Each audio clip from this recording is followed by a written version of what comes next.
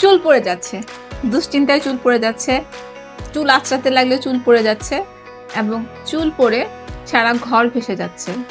আবার অনেকেই এই চুল পড়ে যাওয়ার দুশ্চিন্তায় টানতে টানতেও চুল ফেলে দিচ্ছেন।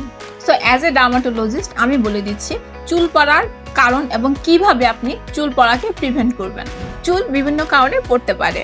আপনার চুল পড়ার মেইন যে কারণটা হতে পারে সেটা হচ্ছে স্ট্রেস, রাত জাগা এবং বংশগত কারণ।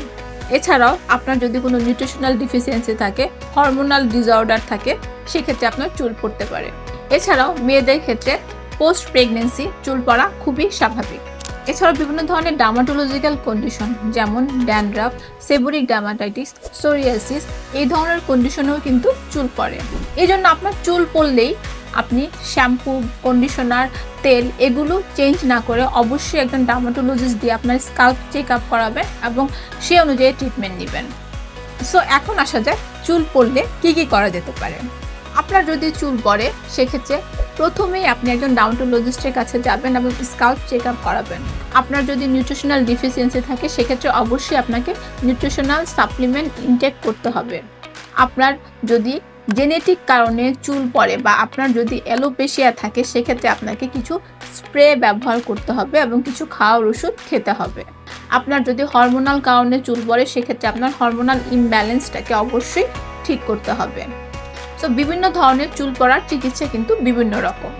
আপনার চুল পড়া যদি খুব বেশি সিভিয়ার হয়, যেটাকে বলা হয় অ্যান্ড্রোজেনিক অ্যালোপেশিয়া, অর্থাৎ আপনার যদি বংশগত কারণে এবং হরমোনাল কারণে চুল পড়ে, সেটার চিকিৎসায় অ্যাডভান্স প্রসিডিউর আপনাকে অবশ্যই নিতে হবে।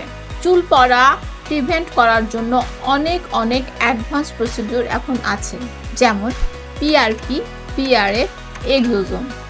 এই প্রসিডিউরগুলো আপনার চুল পড়া 100% কমাতে পারে। এছাড়াও আপনার যদি কোনো জায়গায় চুল পড়ে খালি হয়ে যায় সেক্ষেত্রে আপনি ওই খালি জায়গাটা ফিল আপ করার জন্য হেয়ার ফিলার প্রসিডিউরটি নিতে পারেন। এতে অনলি 1 মান্থে আপনার বেবি হেয়ার গজাবে। তো চুল পড়ার স্ট্রেস নিয়ে আর চুল ফেলবেন না। এই পদ্ধতিগুলি অবলম্বন করলে আপনাদের চুল পড়া নিশ্চয়ই কমবে। এরপরেও যদি আপনার চুল পড়ে অবশ্যই একজন ডার্মাটোলজিস্ট দেখাবেন এবং সে অনুযায়ী ট্রিটমেন্ট নেবেন।